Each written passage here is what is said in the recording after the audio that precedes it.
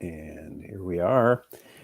No music today, folks. If you're just tuning in, you're thinking, wait a minute, shouldn't I be listening to some of that funkified electronic music, that mood music that puts me in the mind of perhaps a nap or homicidal rage, depending on what I bring to the podcast on a given day?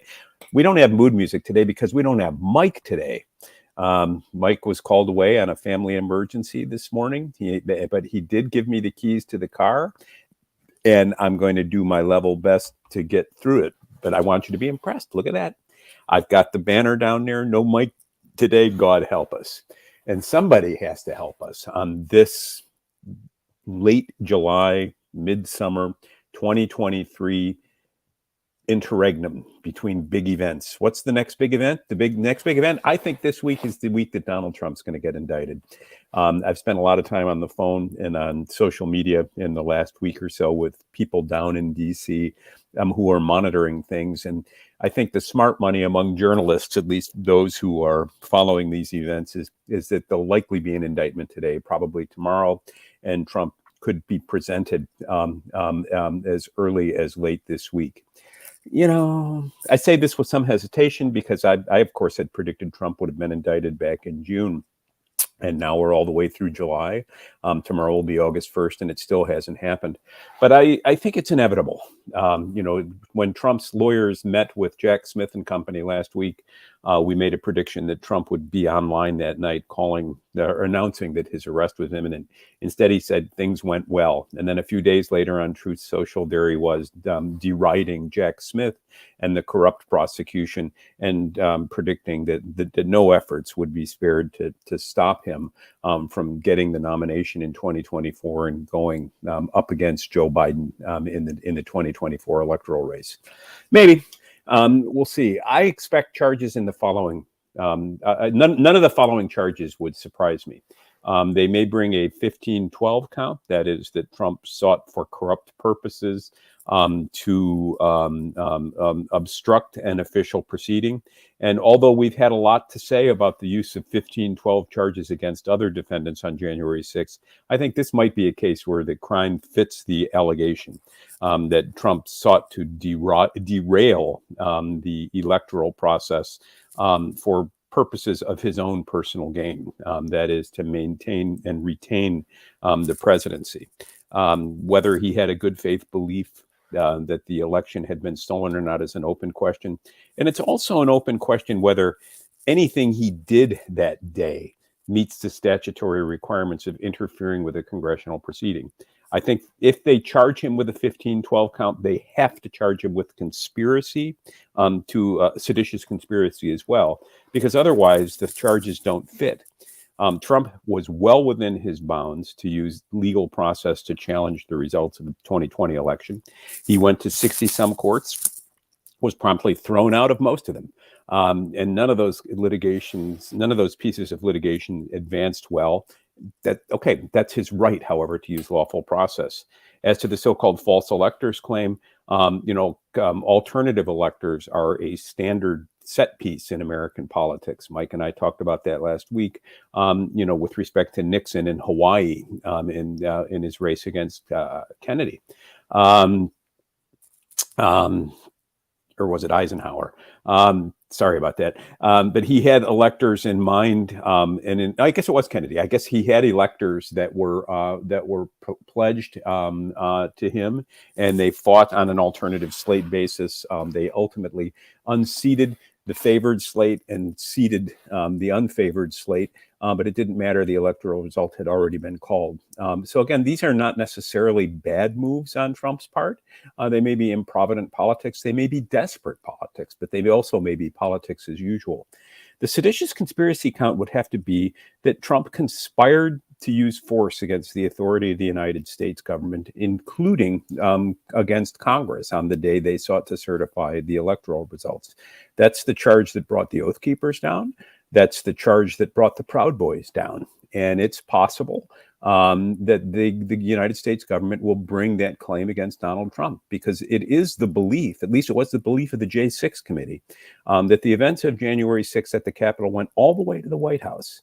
and that they were directed, if not by Donald Trump, at least by people on behalf of Trump. And so right now, what we've seen are a series of prosecutions of people at the ground level, people on the scene on January 6th, every participant that they can identify as being charged. Several groups have been charged with organizing ground level participants, the soldiers, as it were. The Proud Boys and the Oath Keepers come to mind. But as yet, the prosecution has not focused on the architects of this scheme. On whose behalf were the Proud Boys acting, on whose behalf were the Oath Keepers acting. And in the January 6th House Committee report, it's clear that they believe they were acting on behalf of Donald Trump and under his direction and at his behest. And so it would be logical to assume that, as with the case in any massive conspiracy that the government prosecutes, they start at the outer perimeter and work their way to the top. So Trump may be at the apex, and he may face seditious conspiracy charges for organizing an effort to use force against the authority of the United States government for the purpose of corruptly interfering with an official proceeding. If they go after Trump, they could also go after him for wire fraud claims. And this seems to me a very simple potential kind of claim. Did Trump know that there were no good reasons to believe that the election had in fact been stolen? Or in the alternative, did he recklessly disregard information that there was no good reason to believe it? If that's what the prosecution believes, and they produce all of the witnesses that appeared before the grand jury to talk about the advice they were giving Trump as to those claims, a jury could conclude that the president had been advised by all those close to him that there was no reason to hope that the election results could be overturned, and there was no good reason to believe that it had been stolen. That Trump's insistence that it had been reflected nothing quite as much as his desire to retain office at all costs, and therefore he orchestrated this plot and continued to make the case to the American people to send him money to fight the stolen elections. And that would be the essence of the wire fraud claim, that at a time that he either knew that what he was saying was untrue or had no good reasons to believe it true, or recklessly disregarded the fact that what he was saying was untrue, he nonetheless persisted in going to the American people and asking for millions upon millions of dollars to be sent to him, which they were via the wire and via wire transfers, bank transfers, and so forth. This would constitute wire fraud. So I think he could be facing very serious charges, as well as the lawyers around him. There's been private chatter in D.C. among people who are monitoring this closely. I'm not one of them. That John Eastman may be in this round of indictments, that maybe Rudy Giuliani could be in this round of indictments, that other lawyers close to him could be as well. If there is an indictment, it's likely to be returned tomorrow, Tuesday. The grand jury is sitting on Tuesdays and Thursdays. It did not sit last Friday, and to my knowledge, it's not sitting today. And so the indictment would be returned, and they're not going to go looking to round Trump up and arrest him on the street. They'd give him an opportunity to turn himself in. At least one well-placed source close to events on the ground at the Prettyman Courthouse in the District of Columbia told me that marshals were overheard discussing an event to take place this week, and that there were lots of security folks in the area in the District of Columbia courthouse last week checking out the facility, presumably with an eye toward locking the place down in the event that Trump is arrested. So I'm thinking he's likely to be indicted tomorrow. He's likely to be presented in court by the end of the week. And then what happens? And that's where things get really interesting. Not so much as a matter of law, because having endured a 5-month trial in these cases with the Proud Boys, I think I now understand the law well enough in these cases to know how this case will unfold. And it will be time consuming, but not all that complicated. There will be novel issues that will have to get litigated and will get litigated. The case would proceed for a year or two, in other words, well into the next presidential term. What impact will that have on 2024? And here's where I'm confused, and I need your help. I don't look at mainstream media much anymore. I read a few news sources in the morning, and I monitor things online throughout the day, but I don't watch television or cable news. And I only read selectively among newspapers. And what I don't see reported in anything I'm reading is anything meaningful on Trump's various campaign events. So the other day, last night, I think I posted something on Twitter. How come there's no coverage of his events? And an anti-Trump person said, well, the reason is he always says the same thing at his events, but the legal developments, I'm swallowing him whole at this point, are what's newsworthy. And I'm thinking maybe, but here's, to my mind, this is the true canary in the coal mine in the 2023-2024 electoral season. By any historic standard, all of the legal difficulties that this presidential candidate finds himself now facing would disqualify a candidate and would have the parties scrambling to produce a new, more attractive candidacy. Is that the case with Donald Trump? Is his support among his base growing? Or is he losing support? I see stories that some Republican, high-ranking Republicans are losing interest in him. Well, okay, that's traditional politics, but is he still responding to the sort of rage in the American public that made him electable and elected in 2016, that gave him historic vote counts in 2020? And is he still inspiring people to say, my president, right or wrong? Or put another way, does he reflect the poverty of the law and the lack of faith in our institutions right now? And I say that in the following way. Suppose Jack Smith does indict him. Suppose a grand jury returns an indictment: wire fraud, seditious conspiracy, corruptly trying to interfere with an official proceeding by stopping the electoral count. What if a number of Americans, what if millions of Americans, what if tens of millions of Americans absorbed that news and said, yeah, well, what of it? Somebody's got to do something. Our world is slipping from between our fingers, and we're losing control of the lives we thought we were growing into. And the future that we see isn't a future that looks like one we want to have. And at least this guy is willing to do something about it. At least this guy is willing to say something about it. Indeed, we've lost respect for the law. We've lost respect for the institutions that enforce the law. And we believe that this outsider, this disruptor who talks about the deep state, who talks about making America great again, speaks directly to us. And not what's more, he speaks for us. And even if he's convicted, even if he's prosecuted, if he's convicted in New York, in Georgia, multiple times by the feds, he is still a common man, if not common in the sense of his vocational abilities and his wealth. He still speaks for the common man. He still speaks of people disaffected. He still speaks of people who don't feel that they have a home in what they perceive to be the evolving United States of America. He still speaks to a sense of longing and loss that many people share. And what if they're willing to trust him rather than to trust the rule of law? Now, I know some of you are out there saying, "Oh, that's authoritarianism. That would be the end of democracy." What if we're at that end point already and we don't even know it yet? What if we have already reached the conclusion that the experiments failed and what we're waiting for is a new act to follow? What if there's authoritarianism on the left and the right? And what if the great populist outrage that Trump seems to harness and capitalize on is really an outrage against the authoritarianism of the new public health state?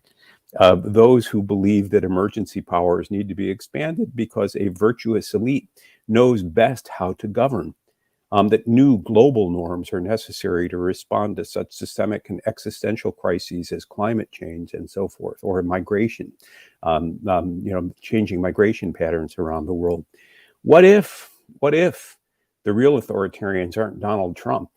What if Donald Trump really just speaks for the ordinary people who says, I'm a traditional American. I believe that I don't want to be governed. I believe that we have limited government here. I believe that the separation of powers, the federalism doctrines that our founders created, that we've spent centuries litigating in the courts, stand for the proposition that we, the people, are sovereign in our own homes, in our own skins, in our own communities, and that when global institutions and our national institutions seek to assert more power than they are due, we should fight back. What if, I suggest, we've already lost the battle of legitimacy in the United States, and this isn't so much Donald Trump subverting democratic norms as Donald Trump asserting democratic norms in the name of a technocratic coup, of a globalist coup that has sought to impose norms that we didn't create for ourselves on us in the name of a global community that we may not care to join. Now, you're thinking, oh, Norm, where's all this stuff come from? Well, I was up late last night. I'm sort of on vacation, but that just means I read more. And so I picked up a book that I'd been carrying around for a while, and I couldn't put the book down. And I recommend all of you take a look at it. It's a good book. You can read it in one sitting. I saved it for two. I read about 80% of it, and then I'm saving the rest for tonight. But it's called The Revolt Against Humanity: Imagining a Future Without Us. Again, the book is called The Revolt Against Humanity: Imagining a Future Without Us. The author's name is Adam Kirsch, Kirsch. Kirsch talks about things we've talked about here before, but he adds some new concepts, at least concepts that we haven't talked about, and I think are worth discussing. There is a sense, he writes, there are in fact two things going on in the world right now. We've entered a new era of human history, the so-called Anthropocene era.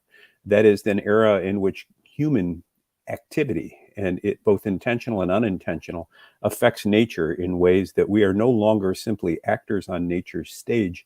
We are participants in reforming what it is to be in the world, and our activities have now placed us in a position where we can threaten our own survival, where we have, by way of climate change, you would argue, created factors that make human flourishing an iffy proposition. Some argue from that perspective that we ought to eliminate humanity, that nature would be better off without us. That strikes me as the highest form of sin, as it were, the highest form of pride, that somehow we can be so other regarding of natural processes that we can will our own extermination such that the universe would be better off without us. But who's going to make that judgment about better off without us? This view is deeply materialistic, and the observer is humanity. Eliminate humanity, and who's the new observer? Nature? But wait a minute. I thought you were an atheist. I thought you were saying that simply the world was just matter in motion.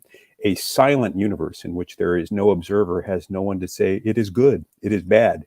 And the notion that somehow we can will our own extinction on behalf of a better world strikes me as gibberish. It strikes me as the functional equivalent of saying, I can chop my penis off and become a woman, and therefore begin to endure cramps and even become pregnant. Nature is, we are. And a theological perspective on the relationship between nature and us suggests that we, if not are dominant in the universe, that we at least have a stewardship role, and eliminating our responsibility for ourselves and for one another by saying, we've made such a mess of things, just kill us all and everything else will be better off. That's a left-handed form of virtue that belongs in an insane asylum. And it's not a serious philosophical proposition that anyone ought to harbor for long. The more interesting discussion in Kirsch's book is with respect to transhumanism and the what to make of artificial intelligence. So what does transhumanism mean? If you look at the long arc of human history, we've been around, Homo sapiens, for a couple 100,000 years. About 11,000 years or so ago, we developed settled communities and civilizations that are recognizable. And 4,000 or 5,000 years ago, we began to develop written histories, and we now can study our history in the forms of writings that people made at the time events, old events were occurring, and of course the reasonable inferences that we can draw from those writings and observations that we make about the writings, the world, and the physical artifacts left behind. That's history. That's civilization. Arnold Toynbee once wrote in his History of Civilizations that there were some 23 civilizations that had existed in the world, almost all of them, but the West and Eastern civilization had gone extinct for one reason or another. Perhaps Western civilization is on the cusp of extinction. Who knows? But the point is that in the course of human development, in the course of development of life, I mean, out of nothing, from a big bang comes the world. And suddenly millions upon millions of years ago, a simple amino acid and another amino acid combined to form a protein. And before you know it, through the historic process and evolutionary process, we have life in all of its diversity around us. That's the narrative. And it's not necessarily a false narrative. It's a compelling narrative. In the grandeur of all this stand we humankind, as self-conscious, having a sense of self, having a sense of the ability to recreate ourselves, to create a world, to manipulate the world. That's what makes us who we are. But there might be something different coming along that transcends our capability. That is artificial intelligence. The ability of a machine to aggregate as so many data points, much more than any simple mind can, that it can acquire, as it were, a transhuman perspective, a perspective superior to ours. It might be able to understand more of the nature of all the variables that interact in space and time to create the world around us. And it might, Kirsch and others argue, develop something that we have. Kirsch asserts as a fact that we know that humankind are nothing more than matter and motion. I'm not sure that we know that. I think that we believe that. I think that from the perspective of certain faith traditions, of which Catholicism is one of us, one of the things that distinguishes us from other physical items is self-consciousness, is love, is the ability to desire and to know God. Is the ability to receive grace from sources outside of ourselves and to become something more than what we were. We don't experience ourselves as simply matter and motion. We experience ourselves as capable of choosing. We experience ourselves as capable of loving. We experience ourselves as capable of doing better or worse. We're capable of remorse. We're capable of a desire to do better. We're capable of images of perfection that we can pursue and that we can sometimes come close to attaining. These things can't necessarily be accounted for in mere physicalist terms, but assume they can. Assume that all you are, as you listen to this, is a collection of neurons, 100 million, or I think 100 billion in your brain, and their various connections, 100 trillion connections, a very complex computing device, and that the epiphenomenal reaction of all of this stuff, all this matter and motion, is your sense of wonder, is your sense of ability to say, today I'm having a good day. I feel engaged in the world, or I'm out of sorts today and I don't know why. Or as you might say with Augustine, I shall know no rest until I find my rest in thee, and perhaps you seek the transcendent. That sense of self, what makes you you, if that's simply a matter of complexity, then in time, as computing complexity grows, it is possible that you can be replicated by means of matter and motion, by means of a vast computing device.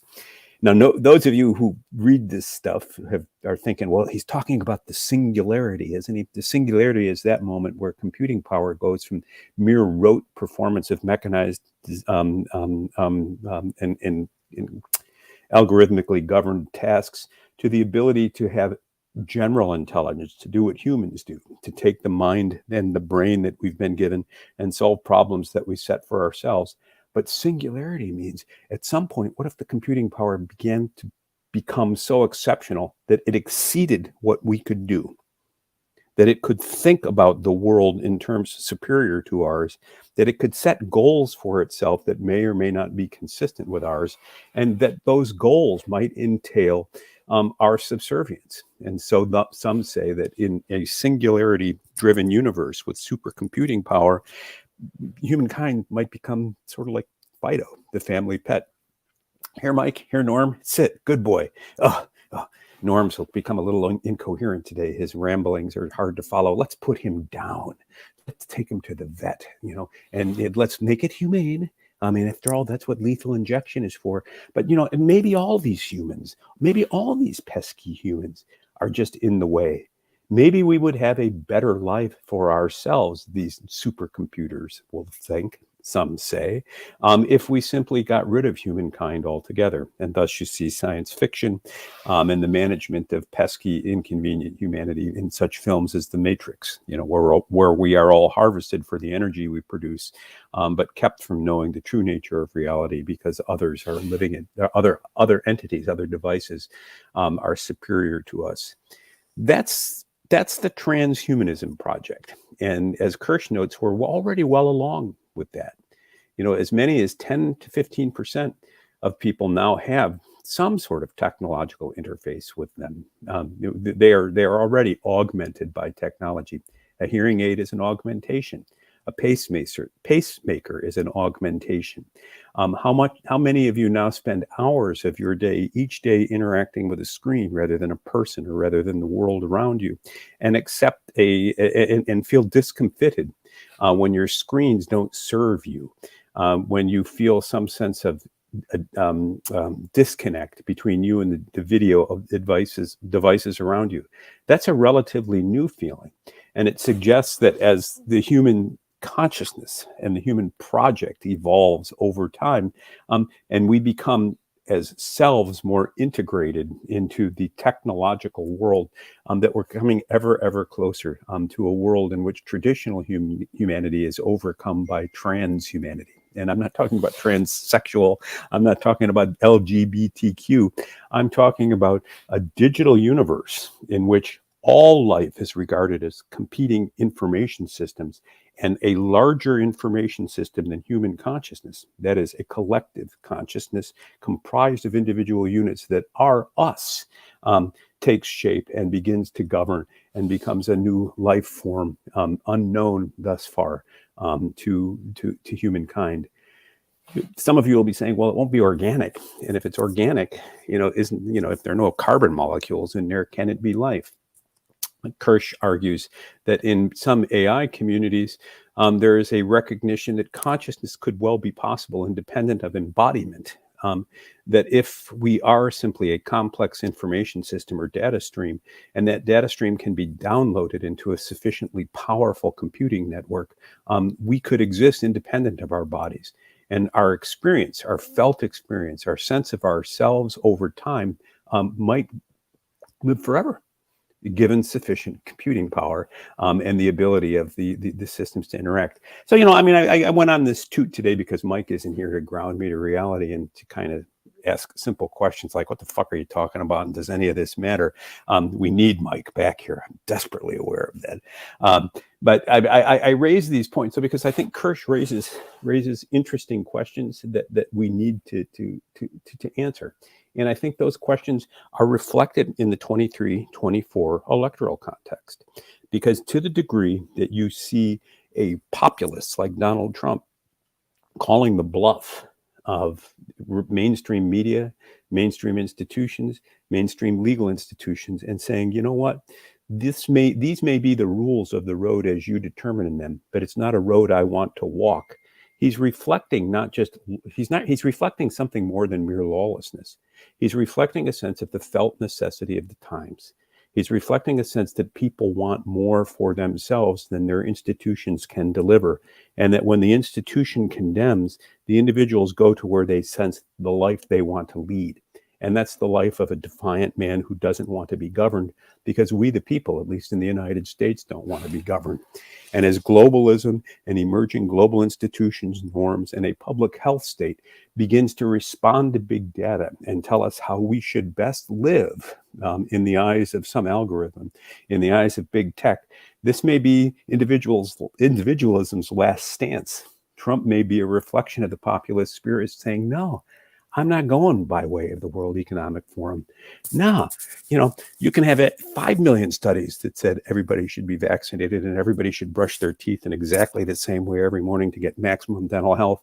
But I'd rather have a cavity and breathe free than perfect teeth that bites down on wonderfully programmed, genetically modified organisms that everybody eats at the same time around the world, so that we all have the requisite 2,000 calories, but not one bit more, because after all, we must manage limited resources for the 8+ billion, and we're going to soon approach 10, the 8+ billion people wandering the face of the earth. That we must make room for everyone, and everyone must be equally miserable, because until we do so, there'll be inequity in the world. And as long as there's inequity, the algorithm won't be satisfied. So the steady drumbeat of conformity creates the metronome against someone like Donald Trump stands and says, I hear you, and I'm not going to conform. I hear you, but you can indict me. I hear you, but you can convict me. I hear you. You might be even able to put me in prison. But you know what? I still might get more votes than the next guy. And what happens to the American legal system when that happens? That's what I've been thinking about in the middle of the night on my vacation. And that's what I'd like to explore more with you in the days and weeks to come on legitimacy. So no music today. I always turn at this point and say, Mike, tell people how to find us. And I kind of half listen. So we're on all these Google this, YouTube that, Twitter X this. Follow us there. Give us 5 stars or a thumbs up, as Mike says, or just leave us alone. Spread the word. We're here. We're trying to engage people in a discussion about what's going on in the world, and it's a discussion that transcends personalities, but goes to such fundamental things as, what does it mean to be human? What does it mean to be free? What does it mean to have legitimate government? Can we be governed, or do we prefer to live in ways that we can't be governed? And are we experimenting with our own extinction by asking for perfection, and asking for world government, and asking for global norms that may or may not be consistent with lives that we want to live? Stay tuned. Donald Trump's going to be indicted. And then politics in the United States gets really interesting. The 2024 election, I predict, will be historic in ways that we don't even imagine yet. And we plan to cover it here on Law and Legitimacy. So thanks for listening. It's at this point that I usually listen for that music that tells me I should wind up and shut up and get ready to go. But no music today. Our universe is silent because Mike is attending to family business. Our thoughts and prayers are with you, Mike. We'll be back tomorrow morning at 8.